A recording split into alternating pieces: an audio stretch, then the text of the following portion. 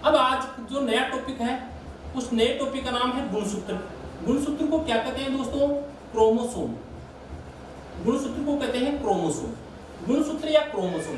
तो हमने कोशिका पढ़ी, कोशिका विभाजन पढ़ा। कोशिका के बीचों बीच में होता है केंद्रक। केंद्रक में पाया जाता है आनुवंशिक पदार्थ। और आनुवंशिक पदार्थ किस रूप में होता है दोस्तों? तो कोशिका में जो आनुवंशिक पदार्थ है वो क्रोमेटिन पदार्थ के रूप में है। इस क्रोमेटिन पदार्थ को एक वैज्ञानिक ने, क्या नाम था उसका? फ्लेमिंग। इस क्रोमेटिन पदार्थ को एक वैज्ञानिक ने, फ्लेमिंग ने क्या कहा? क्रोमेटिन पदार्थ कहा। और यह क्रोमेटिन पदार्थ ही क्या बनाता है दोस्तों? गुणसूत्र बनाता है। तो गुणसूत्र कहाँ मिलता है? केंद्रक में। किस रूप में पाया जाता है? क्रोमेटिन जाल के रूप में। क्रोमेटिन जाल को किसने देखा? फ्लेमिंग ने देखा। अब एक वैज्ञानिक आता है दोस्तों जिसका नाम है होप मिस्टर। होप मिस्टर, इस होप मिस्टर ने और कार्ल नेगेली ने एक पादप था, उस पादप का नाम था ट्रेडोस्केंसिया। ट्रेडोस्केंसिया, इस ट्रेडोस्केंसिया पादप में सबसे पहले गुणसूत्रों को देखा। सबसे पहले गुणसूत्र को किसने देखा? होप मिस्टर और कार्ल नेगेली ने 1818 में। किसको देखा? क्रोमोसोम्स को देखा। फिर आगे चलते हैं तो काफी गैप आता है। 1875 में एक वैज्ञानिक आता है जिसका नाम है स्टार्सबर्गर। स्टार्सबर्गर ने किसमें? सेल डिवीजन में। सेल डिवीजन क्या था दोस्तों? कोशिका विभाजन। स्टार्सबर्गर ने सेल डिवीजन में, कोशिका विभाजन में किसको देखा? गुणसूत्रों को देखा। और गुणसूत्रों को देखा स्टार्सबर्गर ने देखा, और गुणसूत्र को स्टार्सबर्गर ने देखा तो इसे क्या माना जाता है? गुणसूत्र का खोजकर्ता। गुणसूत्र का खोजकर्ता कौन है दोस्तों? स्टार्सबर्गर। स्टार्सबर्गर को खोजकर्ता माना जाता है। इसके बाद में एक वैज्ञानिक आता है जिसका नाम है वाल्डेयर। वाल्डेयर ने क्या दिया दोस्तों? शब्द दिया। कौन सा शब्द? गुणसूत्र शब्द। एग्जाम में पूछा हुआ क्वेश्चन है, गुणसूत्र शब्द किसके द्वारा दिया गया? गुणसूत्र शब्द किसके द्वारा दिया गया? स्टार्सबर्गर को तो माना जाता है खोजकर्ता, वाल्डेयर ने गुणसूत्र शब्द दिया था। तो गुणसूत्र क्या है? आनुवंशिक पदार्थ। कहां पाया जाता है? कोशिका के केंद्रक में। तो देखिए, दोबारा से देखिए, कोशिका में केंद्रक है, केंद्रक में क्रोमेटिन पदार्थ है। क्रोमेटिन पदार्थ किसने देखा? फ्लेमिंग ने। फ्लेमिंग ने क्रोमेटिन पदार्थ देखा, और ये क्रोमेटिन पदार्थ क्या बनाता है? गुणसूत्र। तो गुणसूत्र किससे बनता है? क्रोमेटिन पदार्थ से, जो कहां मिलता है? केंद्रक में। आ गया वो। इस गुणसूत्र के बारे में सबसे पहले जानकारी कहां से आई? तो एक वैज्ञानिक था जिसका नाम था होप मिस्टर, और एक का नाम था कार्लो और लेगेली। 1818 में इन्होंने ट्रेडोस्केंसिया पादप में गुणसूत्रों को देखा, लेकिन इनका खोजकर्ता नहीं माना जाता है। 1875 में स्टार्सबर्गर आता है जिन्होंने सेल डिवीजन के दौरान गुणसूत्रों की खोज की। तो कोशिका का वास्तविक खोजकर्ता, गुणसूत्र का खोजकर्ता कौन माना जाता है? स्टार्सबर्गर। लेकिन गुणसूत्र के लिए जो शब्द था क्रोमोसोम वर्ड, वो किसने दिया था? वाल्डेयर ने। तो गुणसूत्र शब्द दिया गया किसने दिया दोस्तों? वाल्डेयर ने। अब जो गुणसूत्र है वह क्या है? जाति विशिष्ट है, अर्थात हर जाति में गुणसूत्र की संख्या अलग अलग होती है। जैसे हम क्या है? मनुष्य। मनुष्य को कहते हैं होमोसेपियंस। तो मनुष्य में, होमोसेपियंस में गुणसूत्र की संख्या, मनुष्य होमोसेपियन है, इस मनुष्य में होमोसेपियन में क्रोमोसोम्स की संख्या कितनी है दोस्तों? 46। लेकिन जोड़ी पूछे तो कितनी बताओगे? 23 जोड़ी। मनुष्य में गुणसूत्र की संख्या 46 होती है। अब मक्खी, घरेलू मक्खी जो हर जगह मिल जाती है, इसमें गुणसूत्र की संख्या कितनी है? तो घरेलू मक्खी, इसमें गुणसूत्र की संख्या देखो, घरेलू मक्खी में गुणसूत्र की संख्या कितनी होती है?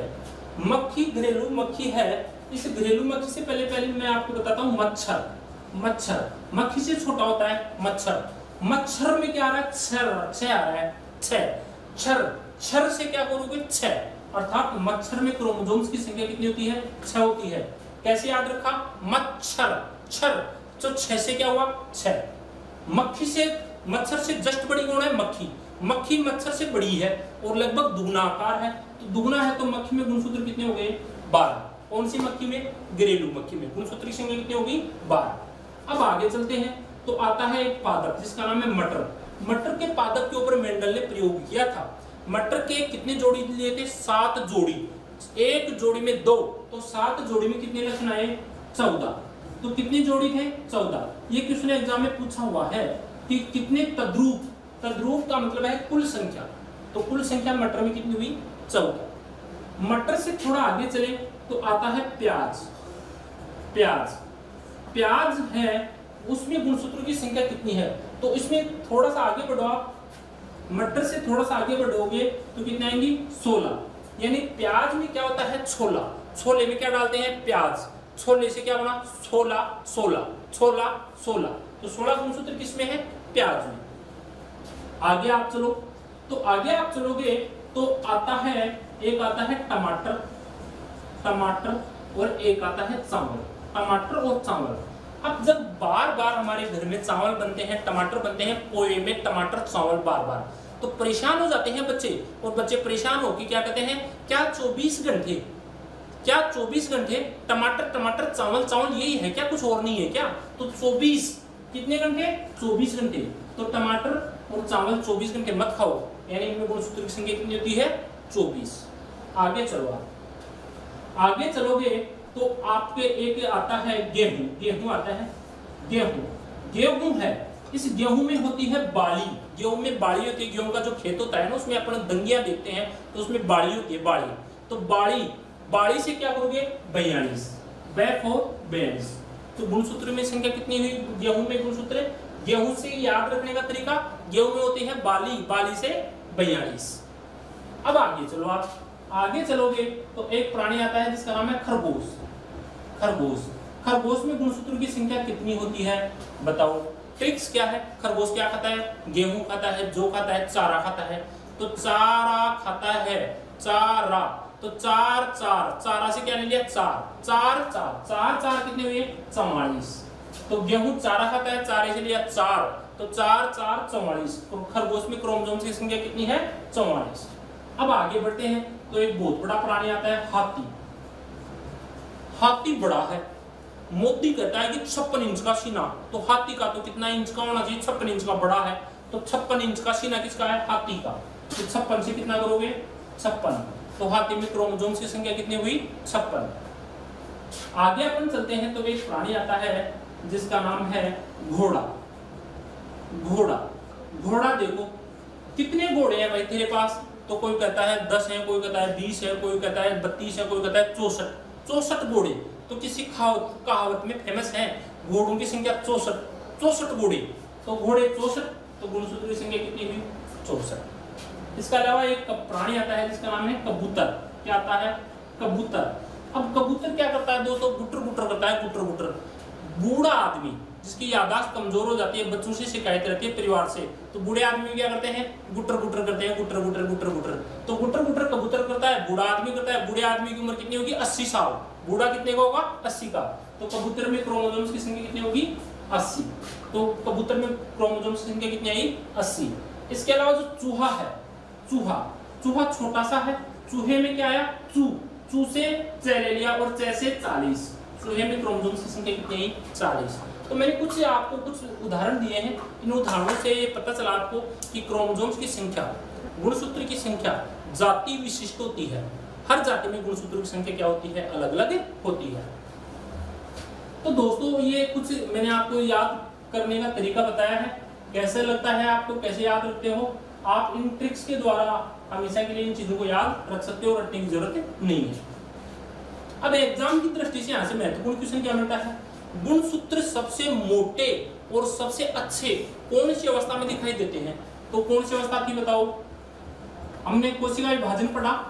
कोशिका विभाजन की मेटाफेज अवस्था में गुणसूत्रों का किसका अध्ययन करते हैं? आकारिकी का। आकारिकी का मतलब समझ गए? गुणसूत्र छोटे और मोटे होते हैं तो उनका आसानी से अध्ययन किया जा सकता है। दूसरा क्या है? गुणसूत्र की संरचना का अध्ययन या आकृति। संरचना गुणसूत्र की आकृति। तो गुणसूत्र अलग अलग आकृति के होते हैं और आकृति का अध्ययन जिस अवस्था में किया जाता है उसका नाम क्या है दोस्तों? एनाफेज। कौन सी अवस्था है? एनाफेज। तो दो इंपोर्टेंट क्वेश्चन निकले। गुणसूत्र की आकारिकी का अध्ययन करते हैं मेटाफेज में, और गुणसूत्र की आकृति का यानी V, L, J और I किस में करते हैं? एनाफेज में। अब जो क्रोमोसोम्स है, इस क्रोमोसोम्स के बारे में अपन देखते हैं। तो इसकी संरचना देखता हूं मैं, आपको संरचना के बारे में बताता हूं। देखो दोस्तों, गुणसूत्र की संरचना अपन देखते हैं।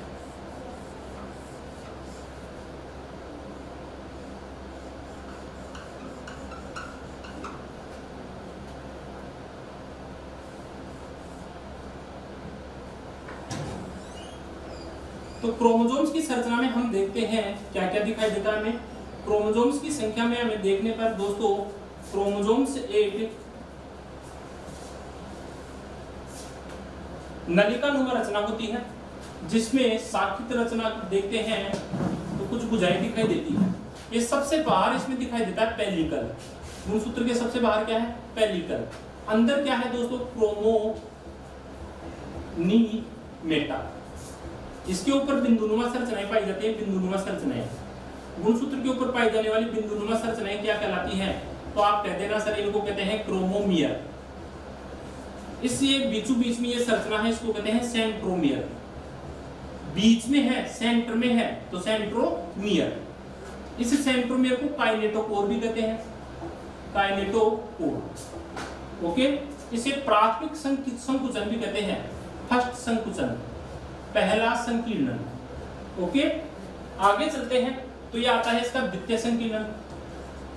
द्वितीय संकीर्णन, और द्वितीय संकीर्णन के बाद जो शेष भाग बचता है उसको हम कहते हैं टीलोमियर। क्या कहते हैं दोस्तों? टीलोमियर। Okay, clear. अब देखो गुणसूत्र के बारे में जानकारी करते हैं। गुणसूत्र कैसा दिखाई देता है? तो गुणसूत्र हम एक साखित बेलनाकार सी रचना है, नलिकानुमा रचना है। इसमें दो भुजाएं होती हैं, दोनों भुजाएं क्या कहलाती हैं? क्रोमेटिड। तो सबसे पहले आपको गुणसूत्र में क्या मिला दोस्तों? पेलिकल। गुणसूत्र के बाहर प्रोटीन आवरण होता है जिसको पेलिकल कहते हैं। 2 नंबर पे मैट्रिक्स। गुणसूत्र के अंदर पाया जाने वाला, पेलिकल के अंदर पाया जाने वाला तरल पदार्थ, ये तरल पदार्थ क्या है? मैट्रिक्स। मैट्रिक्स में क्या है? मैट्रिक्स में प्रोटीन्स हैं, एंजाइम्स हैं और विभिन्न प्रकार के लवण, आयंस आदि पाए जाते हैं। तीसरा जो है उसको कहते हैं क्रोमेटिड। क्रोमेटिड, तो क्रोमेटिड क्या है? तो दोस्तों एक गुणसूत्र में क्रोमेटिड क्या है? गुणसूत्र के बीचों बीच में सेंट्रोमियर होता है। इस सेंट्रोमियर से जुड़ी हुई दो भुजाएं क्या कहलाती हैं? क्रोमेटिड। इसको अर्ध गुणसूत्र भी कहते हैं, आधा आधा अर्ध गुणसूत्र क्या है? क्रोमेटिड। क्लियर। अब देखते हैं आगे देखते हैं तो क्या है? क्रोमोमियर। क्रोमोमियर देखो दोस्तों क्या है? क्रोमोमियर क्या है? गुणसूत्र की संरचना के बारे में बात कर रहे थे। क्रोमेटिड हो गया, एक गुणसूत्र की दो भुजाएं, क्रोमेटिड कहलाते हैं, अर्ध गुणसूत्र भी कहते हैं। इसके बाद में आता है क्रोमोमियर। क्रोमोमियर क्या है दोस्तों? तो देखो गुणसूत्र के अंदर जो क्रोमोनीमेटा है, कुछ क्रोमोनीमेटा के ऊपर पाई जाने वाली बिंदुनुमा संरचनाएं क्या कहलाती है? क्रोमोमियर। क्लियर। तो क्रोमोमियर हो गया। अब आता है सेंट्रोमियर। एक गुणसूत्र में इसकी दोनों भुजाएं जिस बिंदु से जुड़ी है उसको क्या कहते हैं? सेंट्रोमियर। सेंट्रोमियर गुणसूत्र के बीचों बीच का बिंदु है, यह बिंदुनुमा संरचना है। इसको प्राथमिक संकीर्णन भी कहते हैं, इसको काइनेटोकोर भी कहते हैं। किसको? सेंट्रोमियर को। सेंट्रोमियर किससे बना है? सेंटर से। किसके सेंटर का काम है? गुणसूत्र की दोनों भुजाओं के बीचों बीच का सेंटर क्या कहलाता है? सेंट्रोमियर। प्राथमिक संकीर्णन भी कह सकते हो आप इसको काइनेटोकोर भी कह सकते हो।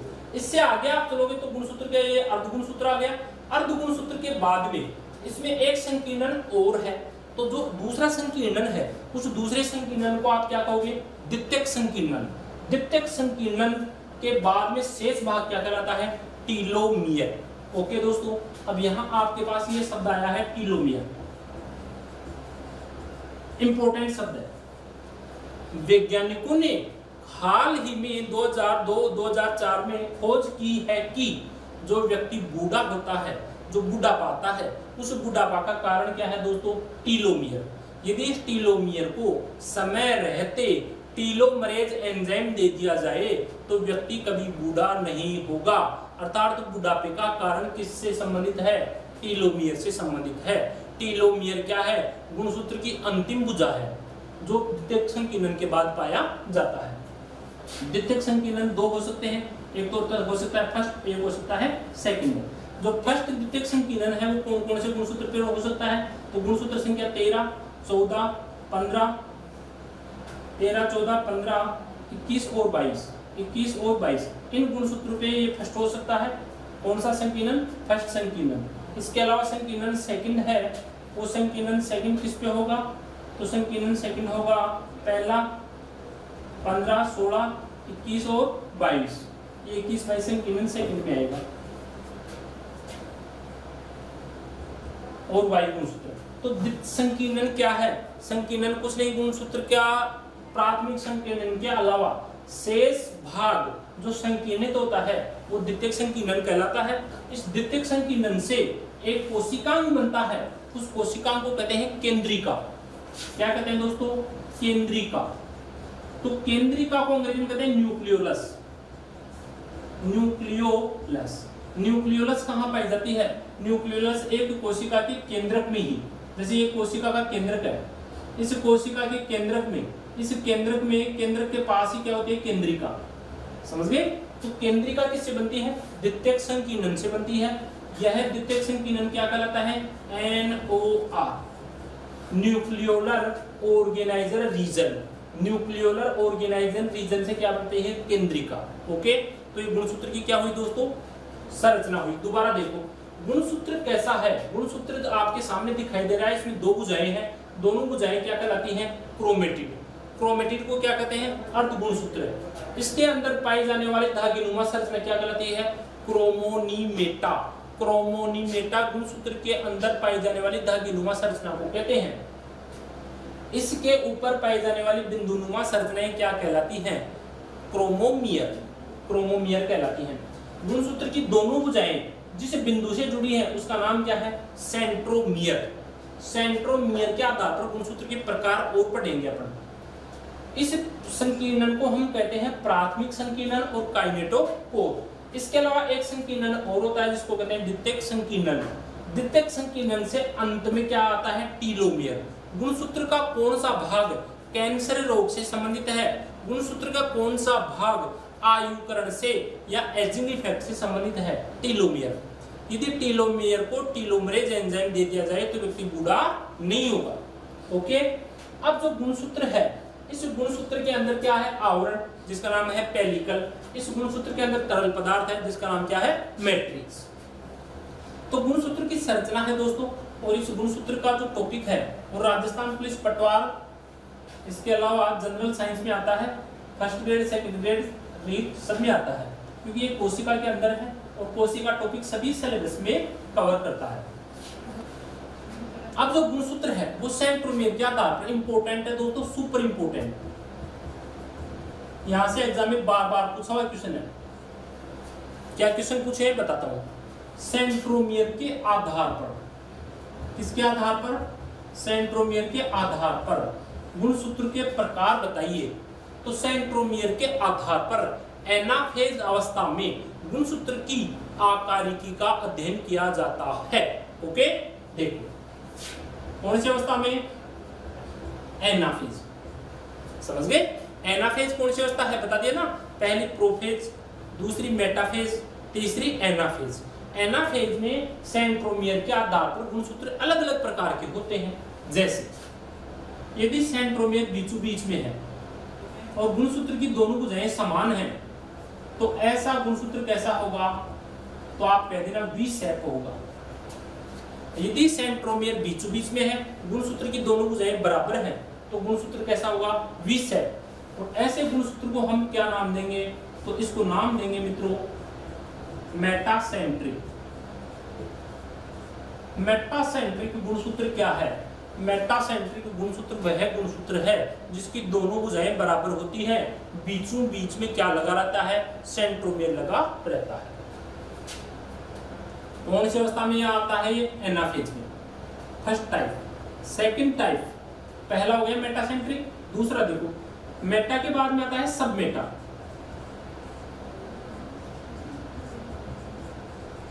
मेटा के बाद में क्या आता है? सब मेटा। सब मेटा में क्या है? देखो एक भुजा तो होगी दोस्तों बड़ी, ये बड़ी, और दूसरी भुजा होगी छोटी। ये दूसरी भुजा आ गई छोटी। तो एक भुजा बड़ी, दूसरी भुजा छोटी, और आकृति आई एल शेप। तो एल शेप आकृति का क्रोमोसोम्स कहलाता है सब मेटासेंट्रिक, जिसमें एक भुजा बड़ी, दूसरी भुजा छोटी। तीसरा जो टाइप आता है वो आता है दोस्तों टीलोसेंट्रिक, और ये फर्स्ट ग्रेड स्कूल लेटर का क्वेश्चन है दोस्तों। यहां से सुपर इंपोर्टेंट क्वेश्चन है, एग्जाम में पीसी द्वारा बार बार पूछे हुए क्वेश्चन है। टीलो, टीलो देखो, टीलो, टीलो का मतलब है टीला पे बिठा दो भाई, ये टीला कर दिया और इस टीला पे बिठा दिया, थोड़ी सी भुजा ऊपर लगा दो, समझ गए? तो थोड़ी सी भुजा आप ऊपर लगाओगे, यानी सेंट्रोमेरिया लगा दो, और ये थोड़ी सी भुजा लगा दो, तो ये टीला पे बिठा दिया आपको सेंट्रोमेर को, तो गुणसूत्र की आकृति हो गई कैसी? जैसे जैसे टीलोसेंट्रिक गुणसूत्र में एक भुजा बहुत बड़ी, दूसरी भुजा बहुत छोटी होती है, इनके बीच क्या होता है? सेंट्रोमियर। एग्जाम में पूछा हुआ क्वेश्चन है कि यदि एक भुजा बहुत बड़ी हो, दूसरी भुजा बहुत छोटी हो, तो ऐसा टाइप कौन सा होगा? तो क्या कहोगे? टीलोसेंट्रिक। चौथा है एक्रोसेंट्रिक, ये भी इंपॉर्टेंट है। एक्रोसेंट्रिक में क्या होगा दोस्तों? एक्रोसेंट्रिक में जो क्रोमोसोम्स हैं उसमें एक ही भुजा होगी, और ऐसी आकृति क्या होगी? ऐसी आकृति होगी आई शेप। तो एक्रोसेंट्रिक क्रोमोसोम्स वह होता है जिसकी आकृति आई शेप होती है, जिसकी एक भुजा होती है, उसके ऊपर क्या होता है? सेंट्रोमियर। तो चार प्रकार है, इंपॉर्टेंट है, दोबारा से देखो। पहला प्रकार क्या है? मेटासेंट्रिक। क्वेश्चन एग्जाम में कैसे पूछा जाता है वो बताता हूं। यदि गुणसूत्र की दोनों भुजाएं बराबर हो तो गुणसूत्र का प्रकार होगा एक्रोसेंट्रिक, टीलोसेंट्रिक, मेटासेंट्रिक, सब मेटासेंट्रिक। तो आपको क्या कहना है? मेटासेंट्रिक। आकृति कैसी होगी? V shape. एग्जाम में क्वेश्चन कैसे पूछ सकता है? यदि गुणसूत्र की आकृति एल शेप हो तो कौन सा प्रकार है? तो आपको क्या कहना है? सब मेटासेंट्रिक। यदि क्रोमोसोम्स की आकृति जे आकृति है तो कौन सा प्रकार है? तो आपको कहना है टीलोसेंट्रिक। ये क्वेश्चन पूछा हुआ है। एक्रोसेंट्रिक में एक भुजा होती है, उस भुजा के ऊपर क्या होता है? क्रोमोसोम्स। तो ये किसके प्रकार हुए? सेंट्रोमियर के आधार पर क्रोमोसोम्स के प्रकार। अब एक और क्वेश्चन आता है इसमें कि लिंग निर्धारण का गुणसूत्रीय सिद्धांत किसने दिया था? एग्जाम में आया हुआ क्वेश्चन है दोस्तों। तो क्वेश्चन लिखता हूं जो एग्जाम में पूछा हुआ है। लिंग निर्धारण का गुणसूत्रीय सिद्धांत, लिंग निर्धारण का गुणसूत्रीय सिद्धांत किसने दिया? तो किसने दिया दोस्तों? एग्जाम में पूछा हुआ क्वेश्चन है। तो जो वैज्ञानिक था उसका नाम क्या? एक का नाम था सटन, एक का नाम था बोवेरी। सटन और बोवेरी ने लिंग निर्धारण का गुणसूत्रीय सिद्धांत दिया। अब यही एक छोटी सी बात और रहेगी, मनुष्य में लिंग निर्धारण बता देता हूं आपको। तो मनुष्य में जो गुणसूत्र हैं उनकी संख्या कितनी है? 46। जोड़ी पूछे तो कितनी होगी? 23। ओके। अब देखो, ये गुणसूत्र दो प्रकार के होंगे। 1 से लेकर 22 तक के गुणसूत्र क्या कहलाते हैं? कायिक। कायिक को आप क्या कहते हो? ऑटोसोम। क्लियर? 23वीं जोड़ी गुणसूत्र क्या कहलाता है? 23वीं जोड़ी गुणसूत्र कहलाता है दोस्तों एलोसोम। क्या कहलाता है? एलोसोम। इसको लैंगिक गुणसूत्र भी कहते हैं। लैंगिक गुणसूत्र, सेक्सुअल क्रोमोसोम्स। तो लिंग निर्धारण के अंदर हम पढ़ते हैं कि मनुष्य में लिंग का निर्धारण कैसे होता है। मनुष्य में गुणसूत्र की संख्या कितनी पाई जाती है दोस्तों? 23 जोड़ी। 1 से लेकर 22 तक के गुणसूत्र क्या कहलाते हैं? ऑटोसोम। 23वीं जोड़ी गुणसूत्र क्या कहलाता है? एलोसोम। इन गुणसूत्रों का लिंग निर्धारण में कोई योगदान होता है क्या? नहीं। ये शरीर बनाते हैं तो इन्हें क्या कहते हैं? देहिक या कायिक। देहिक या कायिक ये क्या करते हैं? लिंग निर्धारण में योगदान देते हैं। तो 22 जोड़ी में कुल कितने गुणसूत्र आए? 44। तो मनुष्य में लिंग निर्धारण होता है कैसे होगा? 44 प्लस ये होते हैं 2, एक तो होता है X और एक होता है Y। यदि महिला है तो X और पुरुष है तो Y। अब मान लो लड़की है तो लड़की में गुणसूत्र कितने होंगे? तो लड़की में होंगे दोस्तों 22 जोड़ी प्लस क्या होगा? X। तो 22 जोड़ी को आप कितना करोगे? 44। तो 44 प्लस XX, ये तो आपकी क्या हो गई? लड़की। यदि वो लड़का है तो कितने होंगे 22 जोड़ी, तो 22 जोड़ी में 44 तो फिक्स है। लड़का है तो क्या होगा x y, यानी y होगा, एक x होगा दूसरा क्या होगा y, यानी पुरुष के अंदर एक x और एक y होता है। अब यदि पुरुष वापस संतान पैदा करेगा, तो पुरुष संतान पैदा करेगा तो लड़का और लड़की होने की संभावना कैसे होगी, स्क्रीनशॉट ले लीजिएगा। अब देखो मैं आगे बताता हूं कैसे होगा लिंग निर्धारण। तो लिंग निर्धारण में हम देखते हैं कि लिंग निर्धारण कैसे होता है। तो लिंग निर्धारण में कौन जिम्मेदार है दोस्तों, यदि महिला है तो डबल एक्स लिख दो, एक्स एक्स, पुरुष है तो क्या लिख दो एक्स और वाई। ओके, अब इनका क्रॉस करा दो। तो क्रॉस दो प्रकार से करा सकते हो आप, एक डायरेक्ट करा सकते हो, एक क्या कर सकते हो, एक बॉक्स बना सकते हो ऐसे, इसमें 4 खाने लिख दो। महिला है तो एक तरफ महिला को लिख दो, ये एक्स एक्स महिला होगी। पुरुष है तो एक तरफ पुरुष को लिख दो, ये पुरुष लिख दिया एक्स और वाई।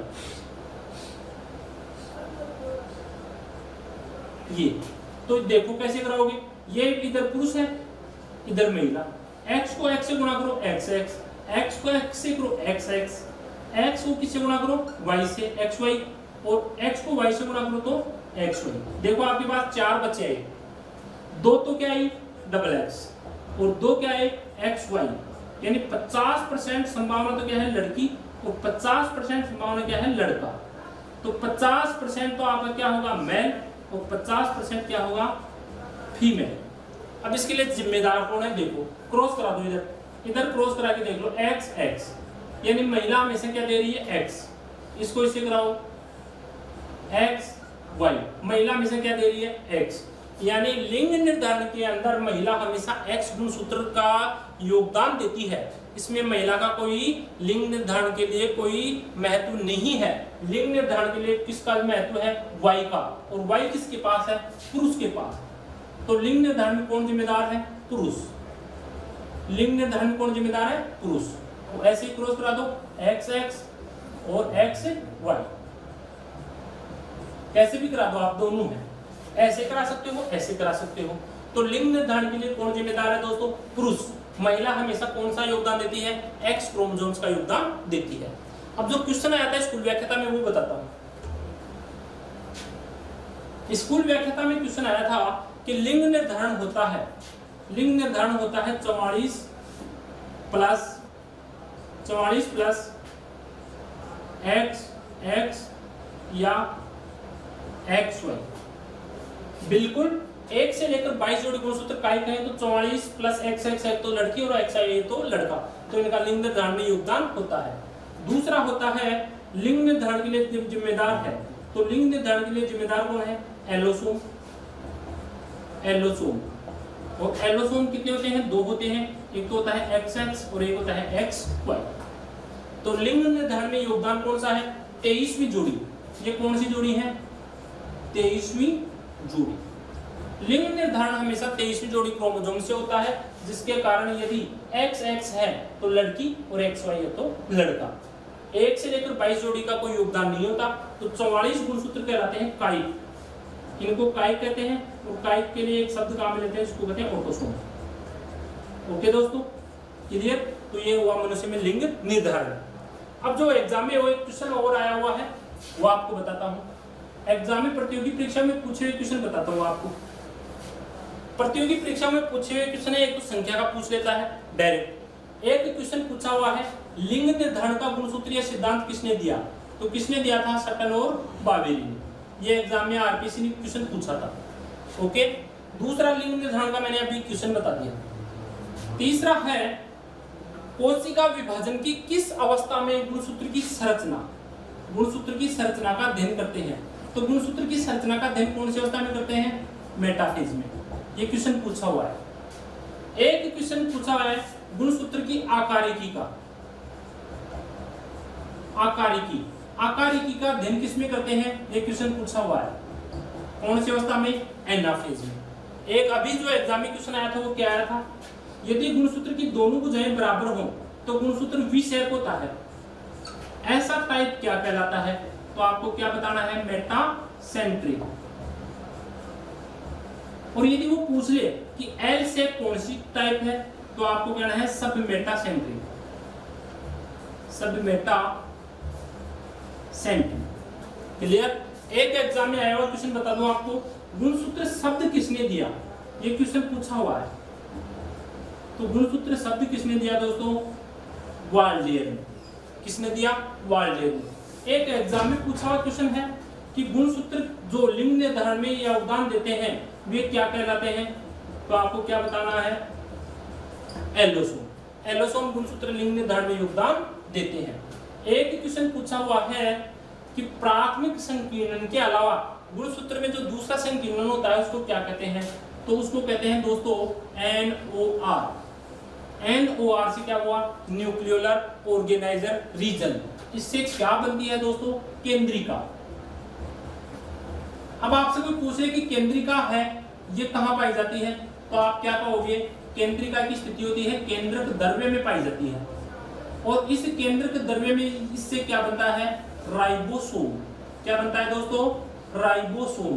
तो राइबोसोम सबसे छोटा कोशिकांग है, जो झिल्ली विहीन कोशिकांग है, जो कोशिका के लिए प्रोटीन बनाता है, जिसे प्रोटीन फैक्ट्री कहते हैं। इस राइबोसोम की उत्पत्ति किससे होती है? केंद्रिका से। केंद्रिका कहां पाई जाती है? केंद्रक द्रव्य में। केंद्रक द्रव्य कहां होता है? कोशिका के केंद्र में होता है। केंद्रिका की खोज किसने की? तो आप कह देना केंद्रिका की खोज एक वैज्ञानिक ने की जिसका नाम क्या था? फोंटाना। एक वैज्ञानिक था जिसका नाम था फोंटाना। इस फोंटाना ने केंद्रिका की खोज की। अब एक क्वेश्चन पूछा हुआ है कि आनुवंशिकी के लिए जिम्मेदार कौन है? तो दोस्तों आनुवंशिकी के लिए जिम्मेदार कौन है? तो आनुवंशिकी के लिए जिम्मेदार कौन है दोस्तों? गुणसूत्र। लेकिन रीट 2016-17 का जो पिछला पेपर था उसमें क्वेश्चन आया था, आनुवंशिकता की इकाई होती है तब आपका क्रोमोसोम्स नहीं होगा। तब इसका आंसर क्या होगा? डीएनए। आनुवंशिकता की इकाई क्या होती है? डीएनए। आनुवंशिकता के लिए जिम्मेदार कौन है? गुणसूत्र। आनुवंशिकता के लिए जिम्मेदार कौन है? डीएनए। लेकिन लैंग्वेज चेंज हो जाए कि आनुवंशिकता की इकाई मानी जाती है, तो क्या कहोगे? डीएनए। एक एग्जाम में पूछा हुआ क्वेश्चन है, एक गुणसूत्र और डीएनए में क्या संबंध है? ये क्वेश्चन अभी पूछा था रिसेंटली, जो पिछले एग्जाम थी उसमें क्वेश्चन पूछा था। एक गुणसूत्र में और डीएनए में क्या संबंध है? तो एक गुणसूत्र और एक क्या होता है? डीएनए। यानी एक गुणसूत्र बराबर एक डीएनए। ये एग्जाम में पूछा हुआ क्वेश्चन है। गुणसूत्र और डीएनए में संबंध होता है 1:1। क्लियर? अब क्वेश्चन गुणसूत्र से संबंधित है। यदि संख्या पूछ ले कि खरगोश में कितनी है, तो कितनी बताओगे? 44। मेंढक में कितनी है? 26। हाथी में कितनी है? 56। घोड़े में कितनी है? 64। कबूतर में कितनी है? 80। मटर में कितनी है? 14। प्याज में कितनी है? 16। ऐसे एग्जाम में कुछ बेसिक क्वेश्चन एग्जाम में पूछे हुए हैं। ओके, तो ये वीडियो जो गुणसूत्र से संबंधित था, ये सभी एग्जाम में है, सभी प्रतियोगी परीक्षाओं में पूछे जाते हैं क्वेश्चन। मैंने आपको जो ये वीडियो बताया इसमें लो से लेकर हाई लेवल तक के सभी क्वेश्चन करवाए हैं। फिर भी यदि आपको जिज्ञासा हो, कुछ और अलग टाइप के क्वेश्चन चाहिए, तो आप कमेंट्स बॉक्स में अपने कमेंट्स डालिए। देखो मित्रों, मैं पूरी गारंटी देता हूं कि बायोलॉजी के मेरे यदि आप वीडियो देखोगे 100% जनरल साइंस आपकी क्लियर हो जाएगी। और भी आपको कोई प्रॉब्लम आती है तो मुझे वीडियो में कमेंट्स के माध्यम से बताएं। धन्यवाद।